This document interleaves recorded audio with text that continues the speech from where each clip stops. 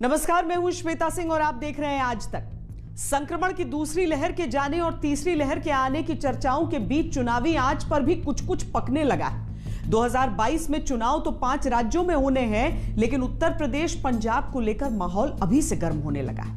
लेकिन चौंका राजस्थान भी रहा है, जहां चुनाव तो होंगे 2023 में, लेकिन मिशन 2022 के साइड इफेक्ट्स शायद वहां पर भी पड़ने लगे हैं। यानी शुरू हो चुका है सत्ता के संघर्ष के लिए साम दाम सेट होने लगे। 2022 में हम लोग फिर एक ऐतिहासिक विजय प्राप्त करेंगे। 2022 300 पार। विपक्ष अभी मुद्दे तलाश रहा है। मैदान में कौन किसके साथ उतरेगा अभी तय नहीं। अकेले अकेले लड़ना है ये भी तय नहीं। हाँ, ये तय जरूर है कि चुनाव नहीं, जंग होगी और हर रोज रणनीतियां बदलेंगी। हमारे मुख्यमंत्री पॉलिटिकल पर्यटन कर रहे हैं और वो क्योंकि स्टार प्रचारक हैं, तो स्टार प्रचारक के होने उन्हें प्रचार में ज़्यादा चिंता है।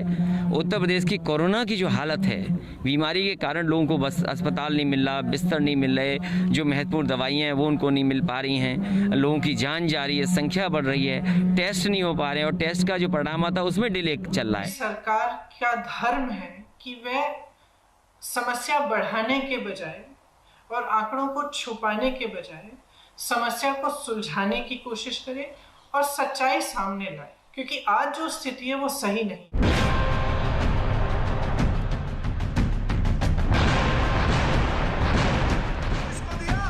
विपक्ष से 2022 में लड़ाई होगी, लेकिन उससे पहले यह तय होना है कि झंडा लेकर आगे कौन चलेगा। टीम को चुनावी मैदान में लेकर उतरने वाला असली कैप्टन कौन होगा। –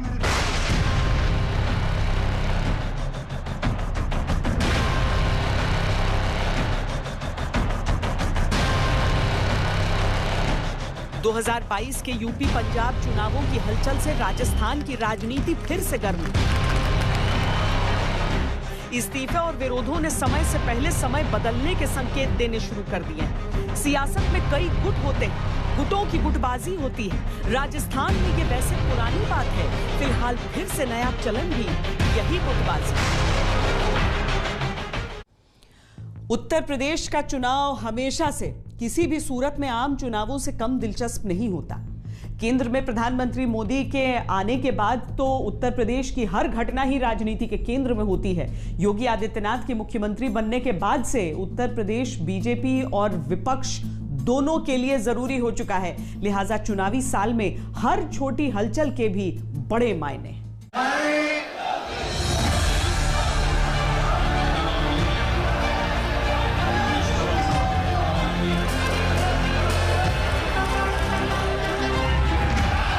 4 साल पहले जब बीजेपी ने उत्तर प्रदेश जीता था, तब कई नामों पर मुख्यमंत्री पद के लिए चर्चा हुई थी।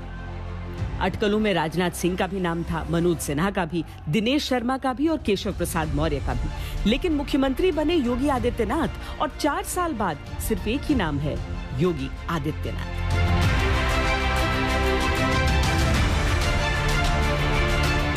बीस करोड़ से अधिक आबादी वाले प्रदेश उत्तर प्रदेश में, जहां हर सीट पर वोटों के समीकरण जाति या मजहब के आधार पर बदलते हैं, वहां सत्ता के 4 सालों में बीजेपी के लिए क्या बदला, कितना बदला?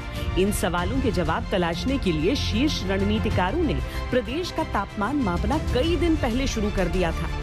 मंत्रियों, संगठन के पदाधिकारियों, विधायकों से बैठकों के कई दौर के बाद बदलावों के कई कयास चल रहे हैं। लेकिन एक बात तय है कि चुनावों में नेतृत्व योगी आदित्यनाथ का ही रहेगा। 5 हफ्तों में योगी आदित्यनाथ के उत्तर प्रदेश ने नए रोजाना केसेस को 93% तक कम किया। याद रहे कि राज्य में 20 करोड़ से ज्यादा आबादी है। जब म्युनिसिपैलिटी मुख्यमंत्री 1.5 करोड़ आबादी में मैनेज नहीं कर सके, योगी ने असरदार तरीके से मैनेज किया। 4 साल बीतते बीतते शासन, सत्ता और संगठन के तौर पर योगी आदित्यनाथ का काम हमेशा चर्चा में रहा। उत्तर प्रदेश में लागू योगी आदित्यनाथ के कई फैसलों को तो बीजेपी के बाकी मुख्यमंत्रियों ने अपनाया। जो भी देशद्रोही बयान देगा और देशद्रोही कृत्य करेगा, उत्तर प्रदेश की धरती पर इस प्रकार की किसी भी कृत्य को करने की हम परमिशन नहीं देंगे। जो भी कानून को हाथ में लेगा तो उसको उसकी कीमत चुकानी पड़ेगी। हमारी सनातन हिंदू धर्म की परंपरा है और उसमें मैं भी करता हूँ, मुझे भी अवसर मिलता है तो मैं गौ सेवा बहुत अच्छा पुण्य का कार्य मानता हूँ। मैंने फैसला किया है कि हम गौ मंत्रालय की स्थापना अलग से करेंगे, जो गौ माता की रक्षा के काम में लगेगा और उनकी व्यवस्थाएं बनाने का काम करेगा। सड़कों पे यहाँ तहाँ यत्र तत्र सर्वत्र गोवंश बिखरा हुआ है और इसलिए अब बोर्ड नहीं, सीधा मंत्रालय बनेगा और जहां जमीन मिलेगी वहां बड़े बड़े गो अभयारण्य और गौशालाओं का जाल बिछा के गौ माताओं को वहां रख के और उनका भी कैसे कल्याण हो, इसका फैसला हम लोगों ने दिया। आज भारतीय जनता पार्टी के सामने ये बड़ा सवाल है कि किसान आंदोलन का पश्चिमी उत्तर प्रदेश पर कितना असर पड़ेगा और साथ ही कोरोना के मैनेजमेंट को मिसमैनेजमेंट उत्तर प्रदेश की जनता देख रही है या नहीं। लेकिन प्रयागराज में भव्य कुंभ आयोजन, इन्वेस्टर्स समेत अयोध्या के धार्मिक आर्थिक विकास का रोड मैप तैयार करना योगी आदित्यनाथ के कामकाज की फहरिस्त में जुड़ जाता है।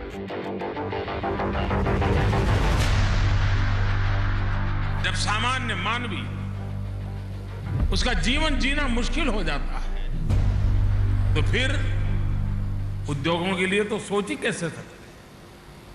विकास की बात करना, नौजवानों को नए अवसर की बात करना, मिडिल क्लास के एस्पिरेशंस की बात करना, मैं नहीं मानता हूं कि ऐसे माहौल में कभी संभव था। नेगेटिविटी भरे उस माहौल से राज्य को पॉजिटिविटी की तरफ लाना, हताशा, निराशा, उससे अलग करके उम्मीद की किरण जगाने का काम योगी सरकार ने किया है। वे बधाई के पात्र हैं। उत्तर प्रदेश में अब वो बुनियाद तैयार हो चुकी है जिस पर न्यू उत्तर प्रदेश की भव्य और दिव्य इमारत का निर्माण होगा। 2019 के आम चुनावों में अगर 63 सीटों पर एनडीए ने जीत पाई तो इसके पीछे प्रधानमंत्री मोदी का नाम था, लेकिन थोड़ा श्रेय योगी आदित्यनाथ के नेतृत्व को भी बीजेपी में दिया जाता है। सेवा ही संगठन, उसके तहत हमें क्या काम करना चाहिए और क्या अभी कोविड को लेकर जिस तरह की चीजें हुई हैं उसको लेकर और आगे कैसे उनको बढ़ना है और प्रदेश की जनता और संगठन और सरकार की चीजों को आगे लेकर बढ़ना है। प्रदेश की, देश को, जनता की कैसे और सेवा की जाए, तो सेवा ही संगठन के माध्यम से मार्गदर्शन मिला है और उसी पर हम सब काम करेंगे। ये कुछ मिसकंसेप्शन है। ये देखिए, भारतीय जनता पार्टी 12 महीने और 24 घंटे काम करने वाली पार्टी है। चुनाव हो चुनाव न हो, निरंतर हमारे कार्यकर्ता, हमारा संगठन, हमारा नेतृत्व सक्रिय रहता है और ये एक्सरसाइज चलती रहती है। मिलना जुलना, कहां पर कुछ क्या इनपुट्स आ रहे हैं, तो वही है। और जरा सा चुनाव क्योंकि निकट है इसलिए उस ढंग से हाईलाइट वो हो रहा है। जो हमारे राष्ट्रीय संगठन महामंत्री हैं BL संतोष जी, वो सभी से मिले हैं, माननीय मुख्यमंत्री से मिले हैं, प्रदेश अध्यक्ष से भी मिले हैं, उप मुख्यमंत्रियों से भी मिले हैं, मंत्रियों से भी मिले हैं। योगी आदित्यनाथ की लोकप्रियता ने उन्हें बीजेपी का स्टार कैंपेनर बना दिया। चुनावों में कार्यकर्ताओं और प्रत्याशियों के लिए वो लीडर इन डिमांड बन गए। बिहार विधानसभा के दौरान योगी आदित्यनाथ ने 18 सीटों पर प्रचार किया। बीजेपी ने 12 जीती और वहां जीत का प्रतिशत रहा 67। हैदराबाद के म्युनिसिपल चुनावों में भी योगी आदित्यनाथ ने जमकर प्रचार किया। बीजेपी ने वहां 150 में 48 सीटों पर भगवा फहराया था। राम के बगैर भारत का कोई काम ही नहीं और जो रामद्रोही हैं उनके अभी भारत में कोई काम नहीं, बंगाल में कोई काम नहीं। ये संकल्प हम सबको लेकर के मई 2022 में मौजूदा विधानसभा का कार्यकाल उत्तर प्रदेश में समाप्त हो जाएगा। उससे पहले नई सरकार का गठन होना है। बीजेपी के रणनीतिकारों ने दिल्ली से लखनऊ तक के कई दौर की वार्ता के बाद समीक्षा रिपोर्ट पर काम शुरू कर दिया है और संकेतों में योगी आदित्यनाथ के काम पर मुहर लगाई है। उनकी कार्य कुशलता पर संतुष्टि जताई है। लेकिन यह भी सच है कि कुछ मुद्दे ऐसे जरूर हैं जो योगी आदित्यनाथ के लिए अग्नि परीक्षा से कम नहीं होने वाले।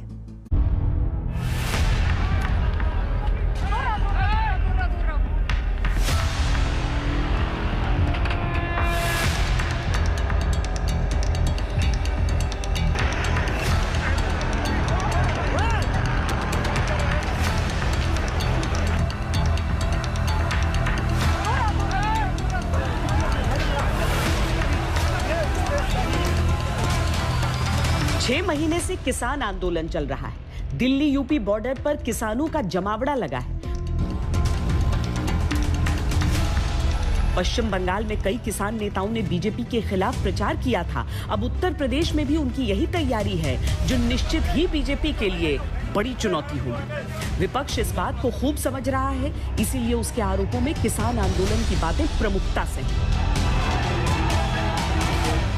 और आप देख रहे हो कि जो लोग किसानों का अपमान कर रहे हैं, जिनकी आंखें आज भी नहीं खुल रही, जिन्होंने गुलामी की जंजीरें पहनी हुई हैं अपने लोभ और लालच के लिए, एक एक करके जनता उनको जवाब दे रही है।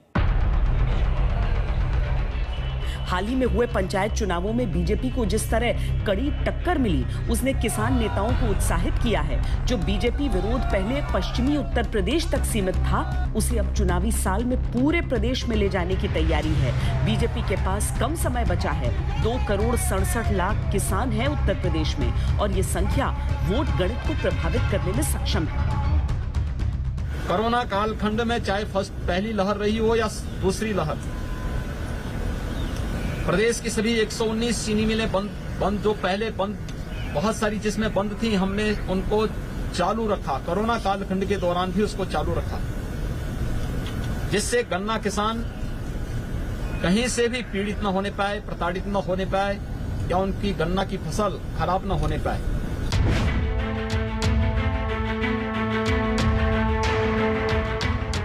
दो 2020 में कोरोना की पहली लहर के दौरान यूपी सरकार ने क्वारंटीन, टेस्टिंग, अप्रवासियों के लिए भत्ता सुविधाएं और लॉकडाउन की व्यवस्था की। इसे रोल मॉडल की तरह समझा गया। लेकिन दूसरी लहर में देश के अन्य राज्यों की तरह यूपी को भी काफी दर्द सहना पड़ा, और उत्तर प्रदेश सरकार कोरोना मैनेजमेंट को लेकर कटघरे में है। हिंदुस्तान दुनिया का सबसे बड़ा वैक्सीन मैन्युफैक्चरर है, लेकिन हिंदुस्तान में ही कमी हो रही है, क्योंकि हमने अपने पीआर के लिए और भगवान जाने किस लिए वैक्सीन्स को एक्सपोर्ट कर दिया और अलग अलग देशों में भेज रहे हैं, जबकि हमारे यहाँ कमी है। इसकी प्लानिंग ठीक तरह से करनी चाहिए।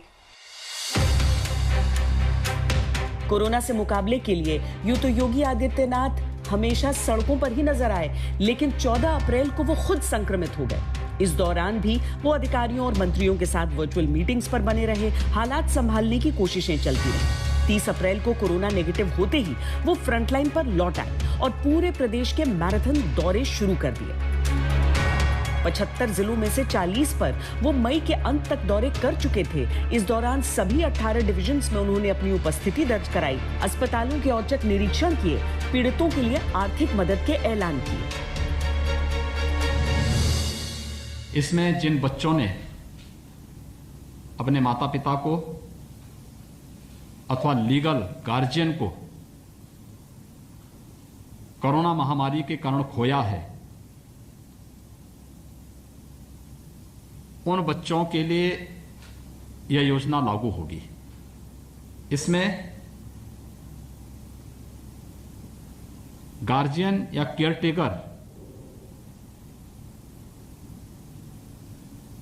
से अनाथ होने वाले उन बच्चों की देखभाल के लिए राज्य सरकार ऐसे बच्चों को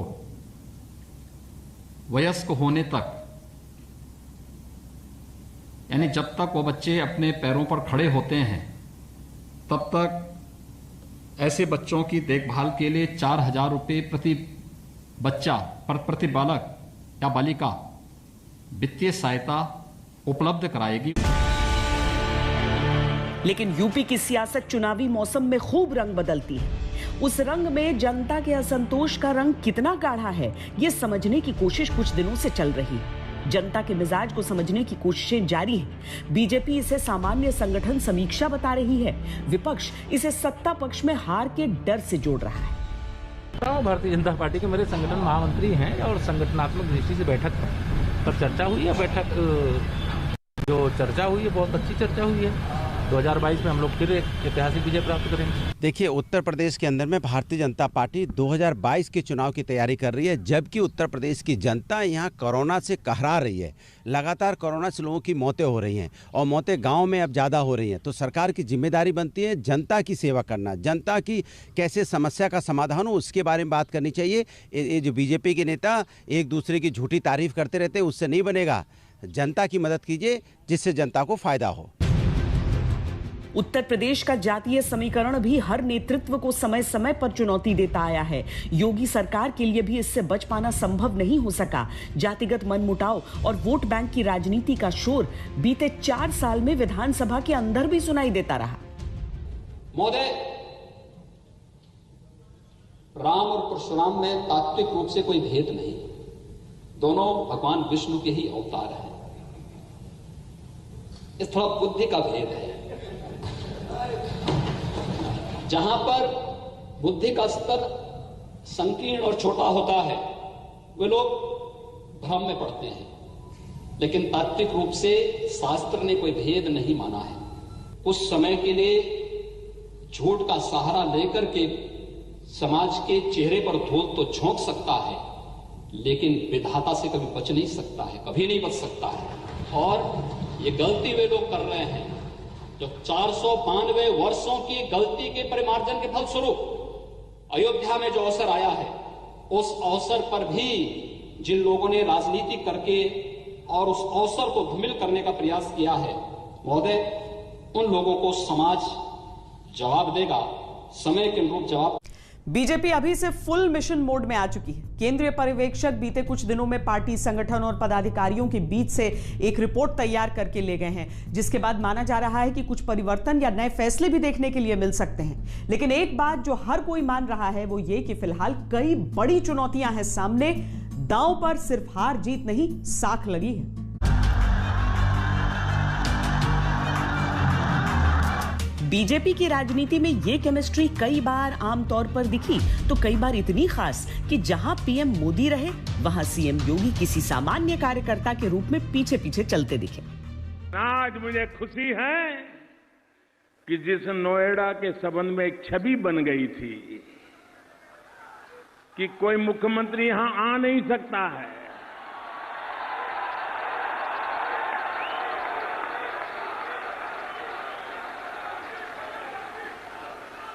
उस मिथक को योगी जी ने बिना बोले अपने आचरण से सिद्ध कर दिया कि ये सब मान्यताएं गलत होती हैं, आधुनिक युग ऐसा हो नहीं सकता।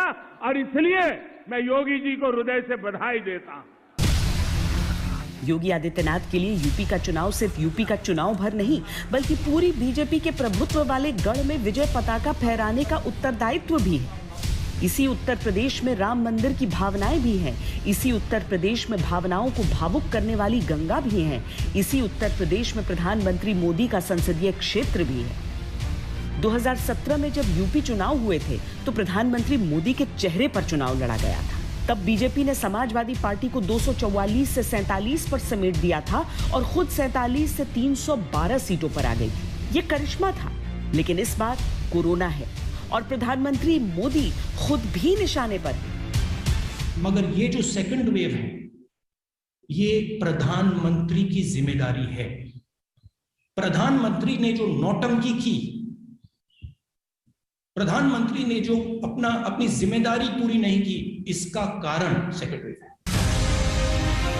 उत्तर प्रदेश के मिशन 2022 से ही हर पार्टी का 2024 का देशव्यापी अभियान जुड़ा है। इसीलिए उत्तर प्रदेश के चुनावों में सभी पार्टियां अपना सब कुछ झोंकने की तैयारी कर रही हैं। जरा सोचिए, जिस राज्य में 14,000 लोगों की मौत कोरोना से हुई हो, वहां इस समय सत्तारूढ़ पार्टी के भीतर लड़ाई सियासी वर्चस्व की छिड़ी हो, तो इसे चुनावी मिशन 2022 से ही जोड़ा जा सकता है। यह बात पंजाब की है, जहां लड़ाई सत्ता और विपक्ष की तो बाद में होगी। पहले यह लड़ाई चल रही है कि सत्ता के संघर्ष का असरदार सरदार है कौन।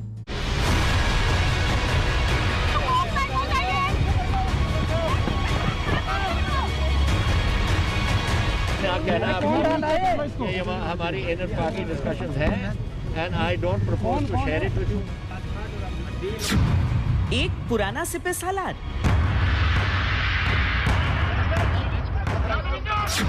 एक नया मंसूबेदार। कौन है कांग्रेस का असली सरदार?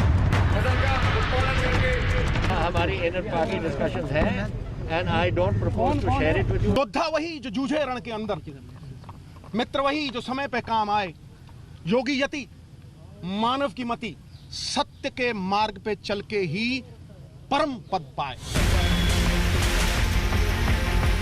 आम आदमी पार्टी, अकाली दल, भारतीय जनता पार्टी से लड़ाई बाद में होगी। पहले कांग्रेस को पंजाब में यह तय करना है कि उनकी पार्टी किसके नेतृत्व में चुनाव लड़ेगी। एक तरफ नवजोत सिंह सिद्धू है, दूसरी तरफ मौजूदा मुख्यमंत्री कैप्टन अमरिंदर सिंह, बीच में दिल्ली के अंदर कांग्रेस का एक 3 सदस्यीय पैनल, जिसे यह तय करना है कि अब की बार कौन पंजाब में कांग्रेस का सरदार है। हमारी 6 महीने के अंदर इलेक्शन आ रही है एंड दिस इज इंट्रोस्पेक्शन जो हम अपनी पार्टी में करते हैं। The power of the people must return to the people. Speed भी। कैप्टन और सिद्धू के बीच अदावत पुरानी बात है, लेकिन नई बगावत ने खलबली मचा दी। पहले सिद्धू 20 विधायकों के साथ दिल्ली पहुंचे और अपनी आवाज को पंजाब की आवाज बता दिया। सच और हक की आवाज मैंने हाई कमांड को बुलंद आवाज में बताई है। जीतेगा पंजाब, पंजाब को जिताना है। पंजाब के हर एक नागरिक को हिस्सेदार बनाना है, भागीदार बनाना है। 48 घंटों के अंदर कैप्टन ने जवाब दिया और पैनल के सामने ये बताने और जताने में कोई कोर कसर नहीं छोड़ी कि पंजाब में कांग्रेस और वो एक दूसरे के विकल्प। उनके समर्थन में उठने वाले सुर भी खूब बुलंदी से कैप्टन के साथ आवाज मिलाते सुनाई दिए। ये बिल्कुल गलत है। जो कैप्टन साहब के कोई भी चुनौती नहीं है, और दूसरी तरफ जो मुद्दे और कंसर्न है, और जो जिन्होंने कंसर्न उठाए उन्होंने भी यही कहा है कि हम इश्यूज़ के ऊपर बात कर रहे हैं, इश्यूज़ को सेटल करना चाहते हैं, और कोई भी ऐसा क्राइसिस नहीं है और ये आने वाले समय में सारे सेटल हो जाएंगे। मैं समझता हूँ कांग्रेस पार्टी एक बार फिर मजबूत होकर निकलेगी। अमरिंदर की राजनीति का स्टाइल अलग है। वो अक्सर मुखर होकर पार्टी लाइन से अलग भी सोच रखते हैं। अभी अवसर शक्ति प्रदर्शन का था तो उन्होंने पहले पल से वो बढ़त बनाने में कोई कमी नहीं छोड़ी।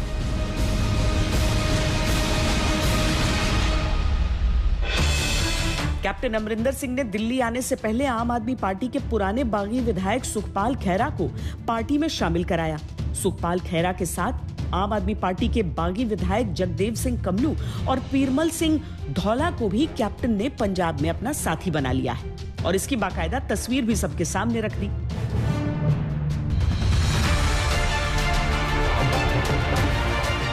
कैप्टन ने फिलहाल संकेत दे दिया है कि पंजाब दा कैप्टन 2020 में वो ही रहेंगे। निर्णय उनके उलट हुआ तो खेल खुला है, कुछ भी हो सकता है। सिद्धू अमरिंदर के बीच की रस्साकशी बहुत दिलचस्प मोड़ पर आ चुकी है, जो निश्चित ही पंजाब कांग्रेस के लिए बड़ा सरदर्द है। जब कैप्टन अमरिंदर दिल्ली आते हैं तो पंजाब में किसानों का एक समूह उनके खिलाफ नारेबाजी करके माहौल बनाता है। जब सिद्धू अपनी शिकायतें लेकर आए तो उनके क्षेत्र में गुमशुदा के पोस्टर लग गए, जिनमें सिद्धू को खोज कर लाने वाले को 50,000 का इनाम भी घोषित हुआ। सर, ये हमने हल्का पूर्वी जो अमृतसर में जो गोद लिया हुआ इलाका है सरदार नवजोत सिंह सिद्धू का, वहाँ पर हमने पोस्टर लगाए हैं, क्योंकि वहाँ के काफ़ी लोग हमारी एनजीओ के पास आते हैं जिनके छोटे छोटे काम होते हैं, कारपोरेशन के, बिजली वालों के। वही काम अगर उनके नहीं तो फिर और आप क्या उम्मीद लगा सकते हैं कि एमएलए से। कांग्रेस इसे मुद्दों की लड़ाई पर दो नेताओं के वैचारिक टकराव से जोड़ने की कोशिश तो कर रही है, लेकिन ये शायद ही किसी से छुप सके कि ये किस्सा कुर्सी का है। मुद्दे थे, हम लोग बैठे थे, वो भी बड़े राजनीतिक व्यक्ति हैं, ऑनरेबल चीफ मिनिस्टर हैं। एआईसीसी ने कमेटी बनाई है तो बातचीत की आपस में। लेकिन सर, कई सारी शिकायतें थी, आप लोग 3 दिन से सुन रहे थे लगातार, आप लोगों ने 70 से ज्यादा विधायकों से बातचीत की, उस पर क्या कुछ कैप्टन साहब ने क्या कुछ कहा? शिकायत मत कहिए ना, कुछ मुद्दे थे जिनकी उन्होंने विश्लेषण उसका दे दिया। तो देखिए किस तरीके से पंजाब में चुनावी मिशन 2022 ने हालात जंग के बना दिए। विपक्षी दल दम साध कर खेल देख रहे हैं, क्योंकि उनका खेल उसके बाद ही शुरू होगा। फिलहाल कांग्रेस के लिए मंथन से ज्यादा चिंतन की जरूरत दिख रही है। आदमी खाना खाने से तृप्त नहीं होता, आदर, मान और सम्मान से तृप्त होता है। और ये जो आदर और मान सम्मान है, ये किसी भी राजनेता के लिए सबसे बड़ी पूंजी होती है। जिसकी कीर्ति नष्ट हो गई उसका सब कुछ गया, और जिसे इज्जत मिल गई मुझे लगता है उसे सारी कायनात मिल गई। Therefore I thank Khan Sahib, मेरे उनके साथ बड़े पर्सनल संबंध हैं। एवरी इंडिविजुअल की अपनी अपनी बात होती है। मेरी कुछ फीलिंग्स हैं। I am a soldier, I have been through the army, I have my own feelings, he has his own feelings. अगर वो समझते हैं कि वो जाना चाह रहे हैं तो आई कांट स्टॉप एनी। दो फाड़ है। जो अभी इश्यूज चल रहे हैं इनका समाधान अगले 2-4 दिन में सारा निकल जाएगा। आपको पता है, सारे चैनल्स पे आ रहा है।